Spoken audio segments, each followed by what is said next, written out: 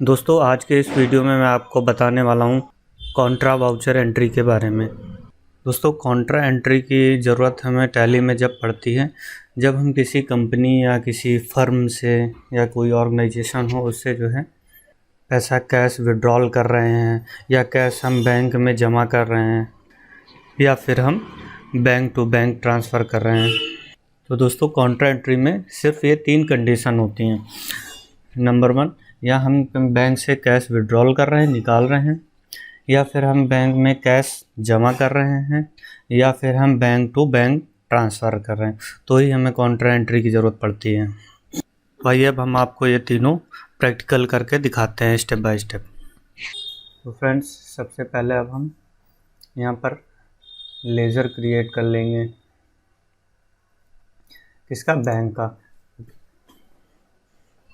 यहाँ पर हम लेज़र में जाएंगे और यहाँ पर हम मान लेते हैं कि हमारा जो है ऑर्गेनाइजेशन का अकाउंट SBI में है, तो यहाँ पर हम लिख देंगे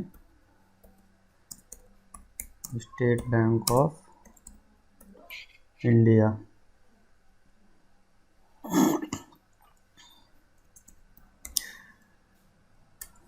ये हमारा हो जाएगा under the head bank account और सिंपली यहाँ पर हम एक्सेप्ट करा देंगे। दोस्तों एक बैंक का लेज़र हम और बना लेते हैं, ये बैंक टू बैंक की एंट्री ट्रांसफ़र करना है। तो मान लेते हैं हमारे ऑर्गेनाइजेशन में एक और अकाउंट है, वो हम मान लेते हैं कोटक बैंक में है, कोटक महिंद्रा बैंक। कोटक महिंद्रा बैंक ये भी हमारा आ जाएगा under the head bank account. Simply हम यहाँ पे इसको एंटर करा देंगे। दोस्तों कैश का लेज़र हमें बनाने की ज़रूरत नहीं होती, क्योंकि कैश का लेज़र हमारा ऑलरेडी बना होता है। तो अब हम सिंपल अकाउंटिंग वाउचर्स में चले जाएंगे और यहाँ पर हम Alt F4 कर देंगे, जो कि हमारा कॉन्ट्रा वाउचर का शॉर्टकट है, या आप राइट साइड में शॉर्टकट कीज दी वहाँ पर भी क्लिक कर सकते हैं। तो फ्रेंड्स अब हमारा पहला पॉइंट था कैश विड्रॉल। अब मान लेते हैं कि ऑर्गेनाइजेशन के अकाउंट से हमें 5000 रुपये विड्रॉल करना है बैंक से, तो उसकी एंट्री हम यहाँ पर करते हैं। तो सिंपली दोस्तों यहाँ पे अकाउंट में आ जाएगा कैश। अगर हम डिपॉजिट करेंगे तो अकाउंट में हमारा आ जाएगा बैंक, जिस भी बैंक में हम डिपॉजिट कर रहे हैं। यहाँ पे हम विड्रॉल कर रहे हैं तो अकाउंट में आएगा हमारा कैश। और यहाँ पर आ जाएगा दोस्तों किस बैंक से हम विड्रॉल कर रहे हैं, कोटक महिंद्रा बैंक या स्टेट बैंक, जिससे भी हम विड्रॉल कर रहे हैं। यहाँ पे हम मान लेते हैं स्टेट बैंक। यहाँ हम अमाउंट डाल देंगे 5000।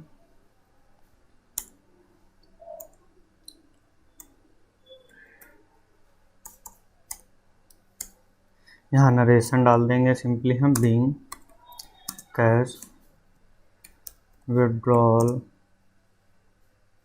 यहाँ हम रीज़न लिख देंगे फॉर, मान लेते हैं हम ऑफिस को रन करने के लिए प्रोग्राम एक्सपेंस के लिए चाहिए, तो यहाँ पे हम लिख दें being cash withdrawal for programme expense और सिंपली इसको हम यहाँ पे एक्सेप्ट करा देंगे। तो ये दोस्तों हो गई हमारी कैश विड्रॉल की एंट्री।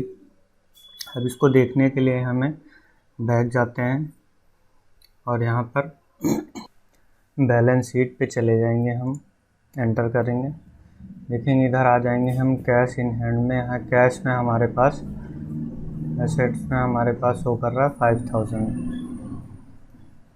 और यहाँ पर देखेंगे बैंक अकाउंट में एंटर करेंगे, हमारे पास था पहले 40,000 ओपनिंग और यहाँ पर 5000 लेस हो गया, यानी अब हमारा बचा 35,000।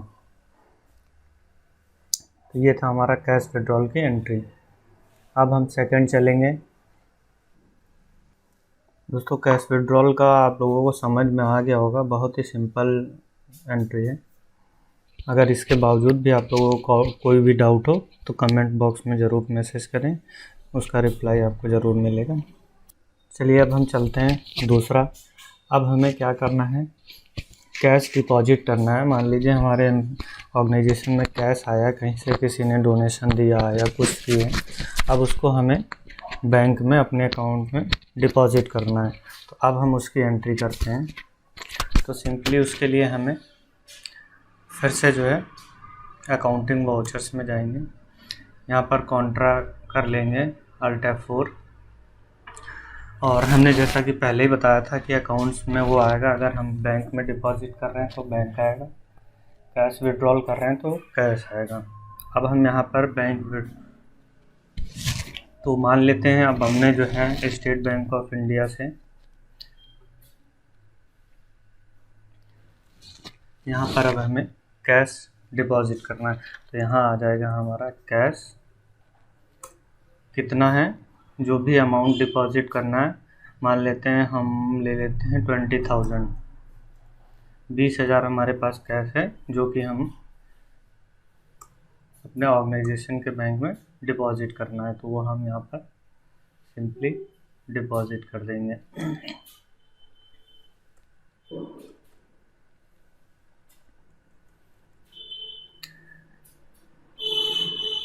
दोस्तों ये यहाँ पर नोट का वो भी दिखाता है कि 2,000, 1,000 जो कि ये भी आप फिल कर सकते हैं, अदरवाइज इसकी कोई ज़रूरत नहीं है। यहाँ पर हम नरेशन लिख देना होगा, बीइंग कैश डिपॉजिटेड, और यहाँ पर एक्सेप्ट करा देंगे। दोस्तों ये था सिंपल एंट्री हमारा कैश को बैंक में जमा करने के लिए। अब इसको अगर हमें देखना है तो हम फिर से जाएंगे, यहाँ बैलेंस शीट में जाएंगे और यहाँ पर बैंक में जाएंगे।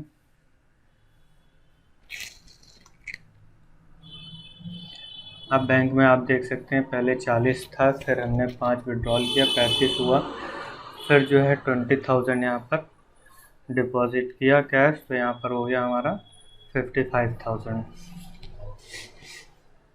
यहाँ पर 5,000 विड्रॉल किया और यहाँ पर भी 20,000 डिपॉजिट कर दिया कैश।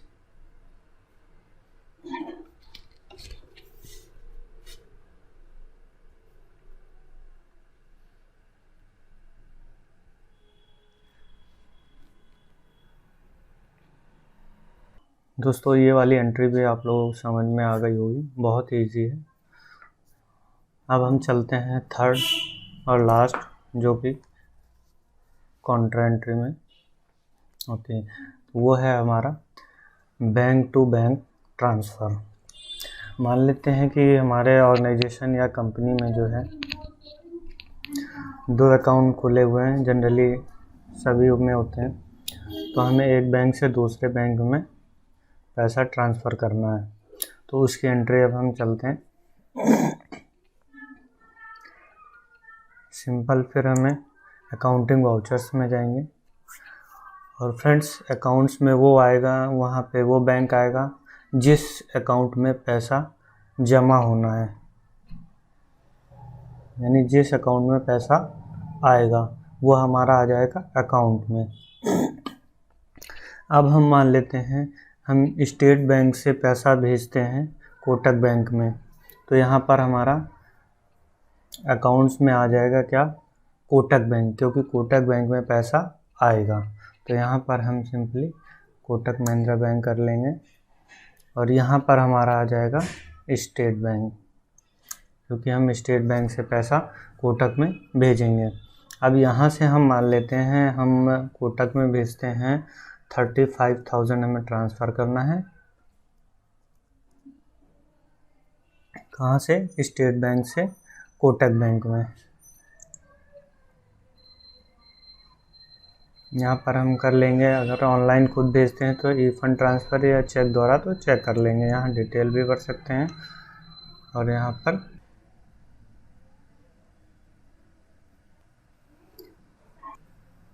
ये सारी डिटेल भरने के बाद हम यहाँ पे एंटर करते हैं।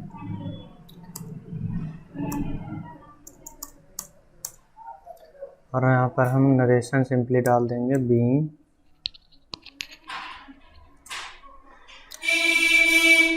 Amount transfer from